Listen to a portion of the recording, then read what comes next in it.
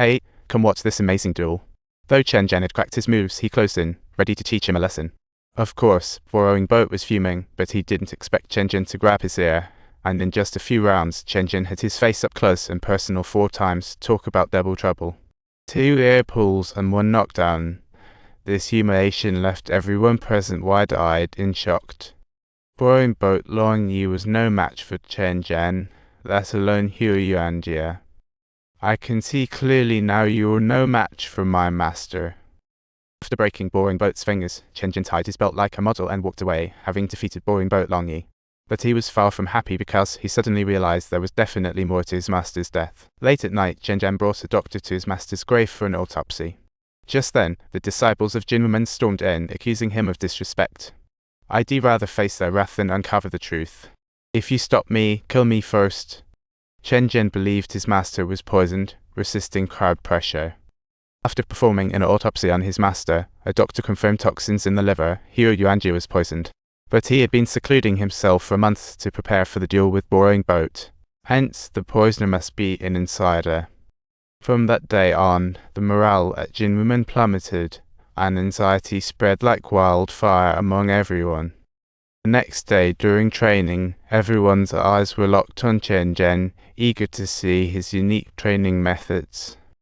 1-legged rope jumping, 3-finger push-ups, and 1-handed pull-ups. Chen's upper body strength left everyone in awe. During breaks, he generously shared his fighting theories, saying, "Flashy moves don't always work. Training is not just about repetition." Just then, 2 young guys ran up asking Chen to be their master. He had only been in Shanghai for a few days, and he was already stealing the spotlight from Master Huotingen.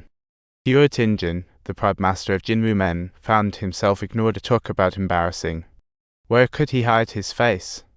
Late at night, a drunk Boring Boat confronted military chief Tiantian. "Did you poison Yuanjia before the duel?" Realizing he had been used, Boring Boat tried to retaliate, but Chen grabbed him and snapped his spine like a twig. He died on the spot, and to make matters worse, his death was blamed on Chen. Inspired by Chen, his disciples charged into Jinwu, ready for revenge. Meanwhile, Chen was out and about, and what awaited him was Huotingen. Huotingen already had issues with Honku Dojo, and with the Japanese barging in, he had no choice but to show them the door. My junior is like a panda, never seen him take a swing at the Japanese. If he doesn't fight for a day, he feels off. Just as Huotingen was about to throw down. After a wild brawl, the cops finally arrived to break it up, just in time for Chen to come back. The police, to protect Chen, had no choice but to temporarily arrest him. On the day of the trial, the Japanese brought in a few geniuses to testify against him. "I was with Chen at the hotel that night, didn't sleep a wink." "So what were you doing?" A cop quizzed. "What do you expect me to know?" "Don't worry," Gizzy's words saved Chen. When Gizzy returned to Jinwu, her former home rejected her. They wouldn't take this Japanese woman. They threatened Chen to choose between Jinwu and Gizzy. In these war-torn times, hatred had become an insurmountable wall. Disciples of Jinwu were divided over Chen's fate, and Huotingen suddenly had to keep the morale up. "This has nothing to do with me and you." In this war-torn era, this pressure was undeniable.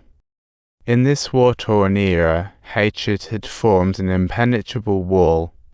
The Jinwu disciples split over Chen's fate, and to rally the troops, Huotingen suddenly challenged him. "Let's fight.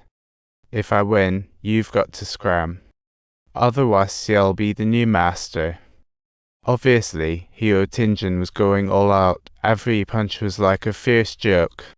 Huotingen poured all his strength into every move, even stomping on toes, treating Chen like a mortal enemy. First, he kicked down a stone railing, then smashed a vase. Chen watched, puzzled, as his brother attacked wildly. The more fiercely Huotingen fought, the more resolutely Chen refused to back down. Ultimately, his anger was ignited. As Huotingen charged again, Chen easily countered every punch. Chen's 3 punches clearly indicated he was holding back, sending a warning, "You're no match for me." However, Huotingen didn't perceive it as modesty, but rather as an insult, so he attacked fiercely and ultimately knocked Chen down. Chen ignored the jeers around him and glanced back at Gizzy. Suddenly, he remembered his promise. He had to leave Gizzy if he lost, and it broke his heart. Subtitles: Gizzy had sacrificed so much for him, giving up her homeland and fame. Now he realizes he absolutely can't let her down. Alright, it's time to get serious. He sprang up, ready to strike.